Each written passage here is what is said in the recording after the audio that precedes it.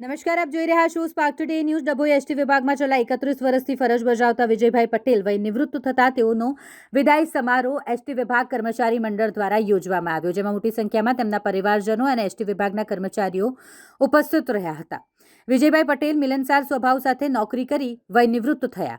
ST કર્મચારી મંડળ union દ્વારા તેમનો વિદાય સમારોહ પટેલવાડી ખાતે યોજવામાં આવ્યો. આ પ્રસંગે વડોદરા એસટી વિભાગ કર્મચારી યુનિયન મંડળના પ્રમુખ અતુલ પટેલ, મંત્રી અશોક દેશમુખ, મુકેશ તાયવાડે, પાટીલભાઈ, તરુણ દેશમુખ, પિયુષ પટેલ ખાસ ઉપસ્થિત રહ્યા અને વિજયભાઈ પટેલને સાલ ઓઢાડી નિવૃત્ત જીવન સુખ શાંતિ અને નિરોગી રહે તે માટેની શુભકામનાઓ પાઠવી.